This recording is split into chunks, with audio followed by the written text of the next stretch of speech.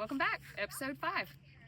So, Kathy called me and said, we haven't done a show and we need to. And I said, it's bee season. You're going to have to wait. She twisted my arm, so here we are. She's got a lot to talk about. First off, I guess Walhalla. Yeah, Walhalla, annexation. If you've driven through Walhalla, there's signs everywhere. I guess you've seen them. There are signs. Lots of controversy over annexation. We've tried to post different things, just facts. I don't know what the big controversy is, but no one that currently lives, on the borders is going to be affected. There's been a lot of buzzwords like land grab and I mean, I don't know what you've heard. What is really the big deal with the annexation? It's the ordinance says that if you sign up for new water service, then you accept the idea of being annexed in the future, and only be annexed in the future if your property is contiguous with the next one. I think that's how they said it. The guy was saying something contiguous, but anyway, it means touching the city. Right. So they can't jump over 4 or 5 people to get you, and they got to get that person first. And if it's Granny's house and it gets left to Aunt Betty and she doesn't ever change the water, then it's still not going to be annexed in the city. Right. And the thing of it is it's my understanding that they had first said that if you inherit the property, it had to go like a parent to a child. They're going to change it to just family. So as long as you inherit the property, it's going to stay as is. So we're talking about years. I think the mayor said that last year one residential property would have qualified for annexation. Yeah, during his interview, he said that the city administrator went back and looked at all the new water applications that came in last year, and only one of them would have been eligible to be annexed because of its location. Now, what the flip side of that is a business would have qualified. Right. And that's where the difference comes in. That's where the city loses revenue. And, people can say this or that about it. A city is a business. Right. A city requires money to operate. And there's been all the backlash about, they're using water money for this or that. Well, that's our revenue. If you want to have nice things, if you want to have, the recreation department requires money to operate, and the sign-up fees are just not going to do it all. Taxes and water and things like that, it's not just going to do it all. We require businesses. This is a no-brainer. If you want nice things, the more businesses that we have and acquire and that are in the city, the better off we're going to be. I saw somebody saying, we should incentivize it. Well, you mean incentivize becoming annexed to the city? Right, becoming part of the city. Well, there's a whole lot of benefits to it. It's already incentivized. You get a vote in town matters. There you go. You get you get city rec fees and not county rec fees. There you go. County rec fees to the city of Walhalla. My son, when he plays soccer in the fall, city kids are paying $45, but since I live in Mountain Rest, it's $80. And nearly hard double. to tell what it is going to be next year when he plays, but thank goodness he's getting into high school. He can play for the school system. It won't cost anything. But there's a lot of benefits to living in the city. You get trash collection. You get, and you get to be a part of what the town next to you is. And you get to influence that. I think that's the biggest thing.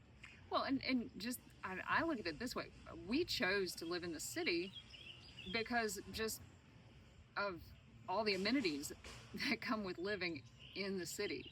I mean, if anything happens, we are just literally probably 3 minutes from like the fire department.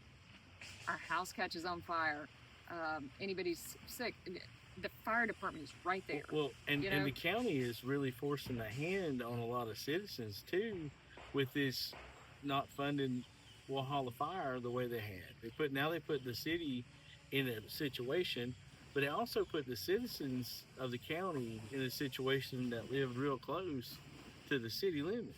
Yeah, Now you're going to have to be coming from West Union or from Coffee Road or Mountain Rest or just wherever the County 21 guys are at. You know, where are they going to be? Because they're all over the place.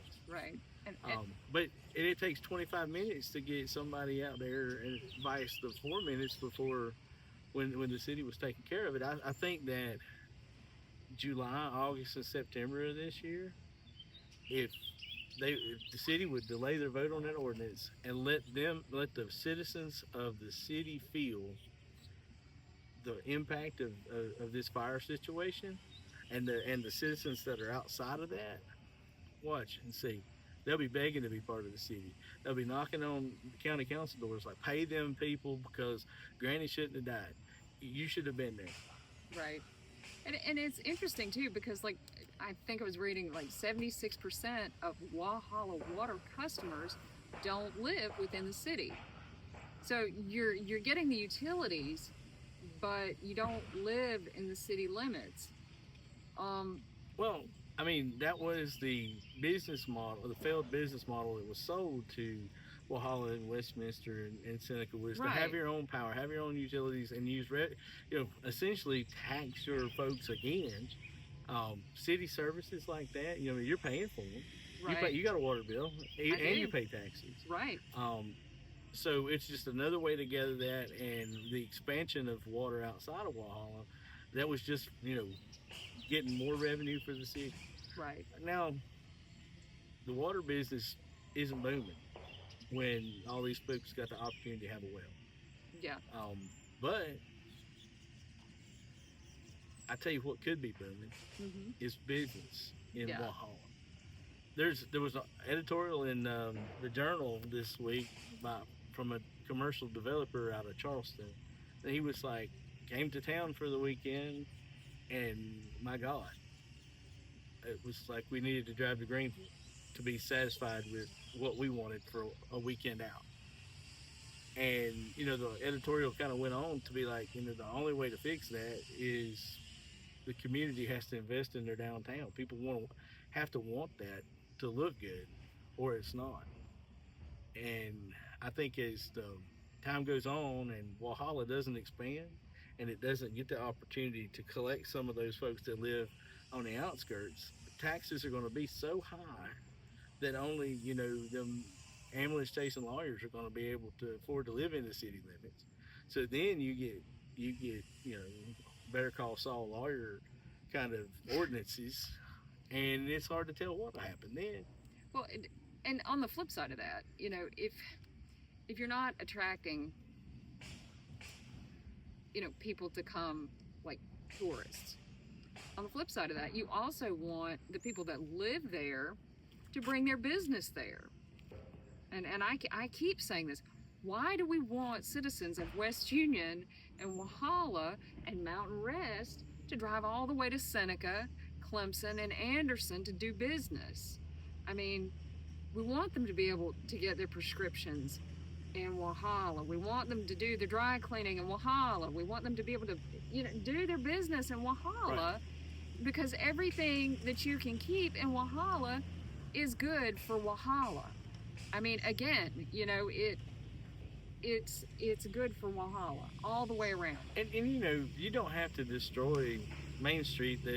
Whoever put that big media in it made all that parking, destroyed Main Street. That's over. Well, I Go mean, down and to- eventually things can change. That's the one thing you can count on always is change. Right, but if you go out there by Zaxby's and around the Sphinx and West Union, there is no reason why we shouldn't have everything we want near Walhalla. Right. Tractor Right. Supply, Aldi, Publix. It would Absolutely. be really Absolutely. why not? We want to grow the county. We want to grow. As the Planning Commission was talking to the Appalachian Alliance or whatever about how do we get people to build $100,000 houses. And okay, well, why don't we have anybody in Oconee that wants to invest in $100,000 houses? Right, right. Um, you know, we got That's exactly right. You know, you look at that planning commission and they're talking about that, and all of them, every one of them on there has got plenty of money. They're all invested heavily in real estate. Why aren't they building $100,000 houses so that they can slumlord them out? Well, the thing is that everybody, the price point, you know, is all starting at, you know, 4, 5, 600,000. You know, they're targeting, you know, they're not looking at affordable housing. No, there was. I was at the American Legion the other night. I love that place. Loving people. More men are nice, and I mean, there's probably a couple assholes in there, but you know who you are, and you probably watch it, but you know. They were talking about over at Falcon's Lair, there was this house that was built by whoever owns that for a veteran and his family to live in. And now the crazy thing is the rules on this thing. It's like, yep, you as a disabled veteran can live there. The moment you die, your wife and kids got 30 days to hit the road for we're going to find somebody else. Oh my gosh. You know, that's their rules. It sounded a little harsh to me, you know. But they did find a guy, I guess, to rent it or to be in it. I think they said that he was a single dad, had 3 kids, and this is probably a really good place to help him. So good on the Falcons Lair for doing that.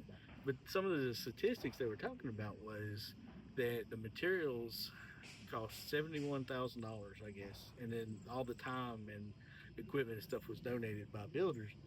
But it cost $71,000 in materials. Who's going to build a house for $30,000 to pay that crew? Right. It's expensive to build houses, and it's you know, what are you going to get for $100,000?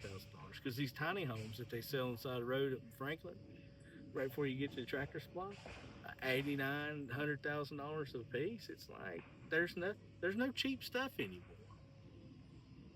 There is for people who are creative. I mean, you could probably live in yurts. You know, but I mean, how third world are we fixing to be? We got to live in tents. I don't know.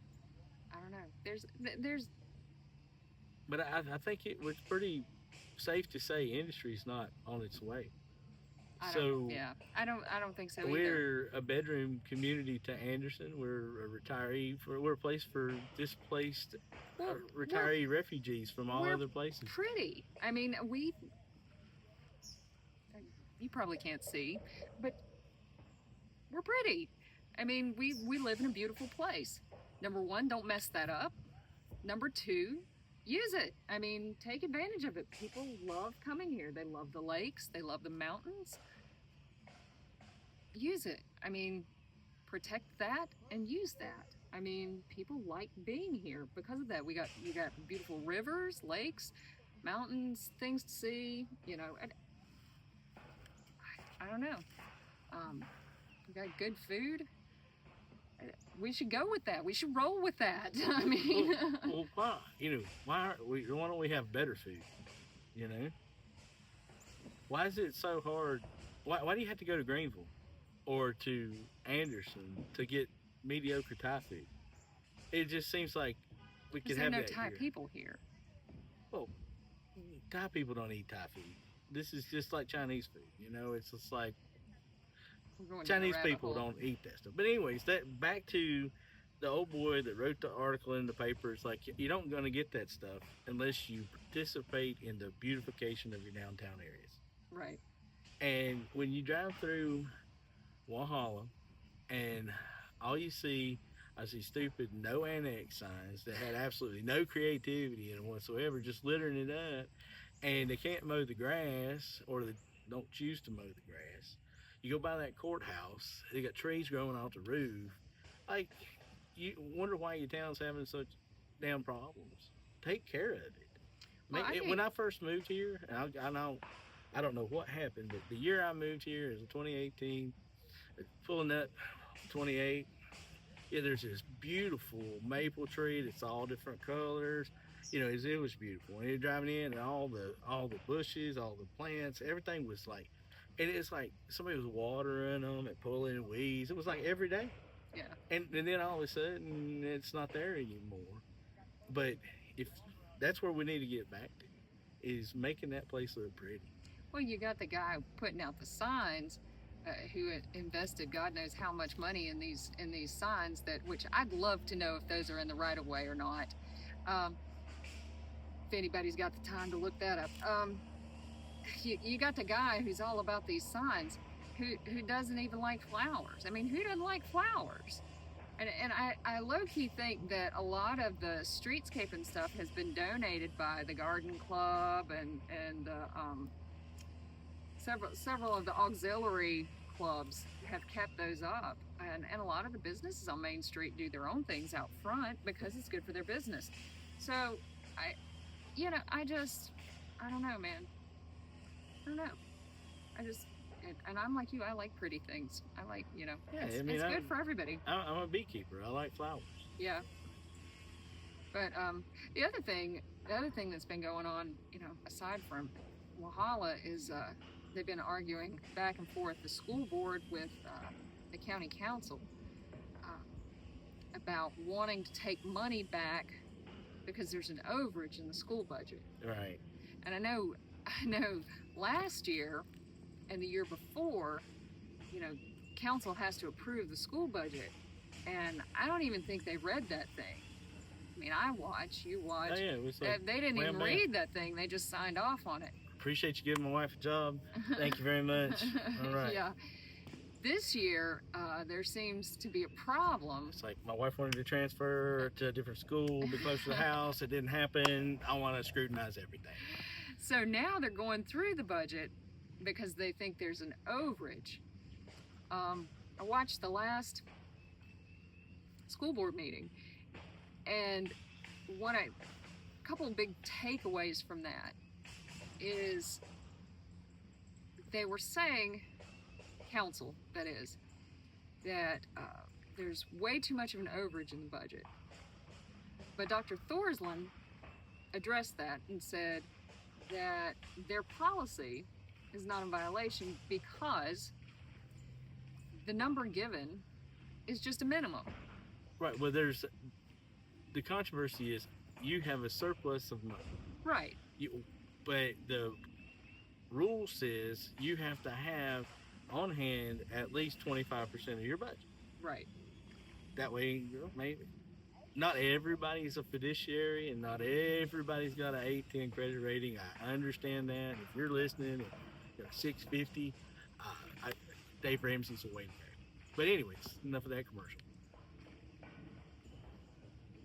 The rules say they got to have at least $25 million, 25% minimum. They have 39. So, yeah, what happens when a major pipe bursts and they've got to fix this thing? They've got the money on hand. Right. What they've also got is enough money to put a down payment on a brand new school in a neighborhood that's coming up that has a bunch of $100,000 houses in it and a bunch of children that are, because guess what? That's where people with children live, is in cheap houses. So you start That's building where young families start out. You start building those neighborhoods. Right. Well, that neighborhood's going to be so big it requires its own school. Now, are you going to have these $100,000 houses in an HOA with $700 a month fees to pay for the school, or is it going to fall on the county to do it? Right. It's going to fall on the county. But by the time those things get built, the school's already been needed to build. It had to go into debt to do it. But it takes 10 years for that revenue to start showing back up in the schools gains. So having that extra money to be able to get ahead of something like that, that's not a bad idea. Now, no. Do you need $200 million in savings? No, not at all. But if you've got enough, I don't think they have that though. No, it's like 39 million, and 25 is what they're supposed to have. So do you get rid? One, you taxed me on it because you said the schools needed the money. Well, that's the school's money, and I'm very implicit in the fact that you better use that money for the schools, but not for paving roads. You got enough problems. I live on Conley Road up in up in Mountain Rest. That way, there's a tree halfway across the road, road and bridges. They're not coming out there, but we're sure paying them a whole bunch of money. So they've got enough money to fix a lot of things without stealing from our children. Yeah, and if there's specific issues that they have with the school budget, with the money that they have, then they should take those specific issues up with the board, not just be trying to get money back. And it also makes them, and if you look at some of the other meetings, it just makes it seem and would make a questioning person wonder why they're so desperate for money all of a sudden. Because that's what it seems. Well, it seems like there's a bond payment due, and maybe it would seem that way. They need $2 million. Yeah, it does seem that way, and you know, and I'm like you. I don't think we should take any money from the school. And the school board, they were elected by the people in Oconee to do the job they're doing. And I think that 75% of the boards in the state don't even have to ask the county council about their budget, and I think that that's what we should go to. But people want to tell you it's just a bunch of women on that school board, and they need them fellas to take a second look just to make sure. Like, I don't know how many doctorates are on the county council, but None. I know that there's a few on the school board. Zero. No. Zero. I mean, that's my public education working right there. Zero. If I was going to have somebody to deduce a hypotenuse, I would look at the school board. Yeah. Not the county council or the planning commission. My money's on them. That's right. So yeah, to recap, I trust them to do what they were elected to do. There's at least a century or close to a century of educational experience on the school board. So. Well, and same thing for Walhalla City Council. You elected them to do a job. Right. Now, just because there's maybe one particular cancer there that needs to be removed in November, don't be replacing it with another idiot. But once those are taken away, I think that the town can thrive. Well, and you have to. But we don't need, City council don't need all the theatrics that are going on. No, and the thing of it is you have to, again, a thinking person would question folks' motivation. When somebody's retired and could be anywhere doing anything they wanted to, but they're spending their time getting grief and a headache, but they're here to serve their hometown, to try to make things better and try to fix things, not just band-aid it, but fix things to make things better, which takes time. We don't have any magic wands around here. You can't replace all the pipes at one time. And I saw some laying on Main Street, so they're doing it. They laying some pipe in Walhalla. They are. There's pipes laying out in Walhalla, being dug up, replaced. So eventually we're going to get it right. But it takes time. Decades of neglect is not just going to be fixed overnight, y'all. It's just not. But the thing is these folks on council, city council, they're not getting rich. They're not getting rich off what they're doing. And if you look at who they are and where they're from and what they're doing, they got other things they could be doing. Well, they're doing it because they love where they live. And don't be harassing them in their businesses. Yeah, what's up with that? What uneducated piece of excrement did that? Yeah, going into a lady's place of business, talking trash. Foul. Yeah, that was awful. Nah. Straight from the trees to the weeds, man. That's just no good. But that's what you get when you have the theatrical controversy of that one person who wants to get their way but damned. Yeah. Well, I mean, and that's what they stir up, just stirring up hate and discontent and misinformation, like there's trying to start a war or something. But I was having a discourse with some lady on Facebook over the weekend, and she was like, "Yeah, the city's trying to tell me if I don't want to sign this, then I can dig a well. That's be $20,000 or something like that." And I was like, "Well, the planning commission for the county told people that about Westminster." Yeah. So It's like, that is a viable option. that I is- mean, those are your choices. If you live out in the country, that's what you do. right. I mean, that's And you want to live in the country, but it's like having your cake and eating it too. It's like, I want to live in the country, but I want to live close enough to town that I can walk to Dollar General. Well, you're still going to have to pay for that convenience some way, yeah. and that unfortunately comes in the form of city taxes and HOA fees. Yeah. So- I mean, it's Anyways, I've got to go to work. I got shit to do. I'm glad you talked me into this. It was fun, yeah. and hopefully it helps. And Yeah. We'll see. We'll see what happens, but come back Yeah. around next week and do it again. But yeah, and the other thing too is if y'all are worried about Walhalla, talk to the council members. They don't bite. They're nice folks. They'll answer you. They'll answer you.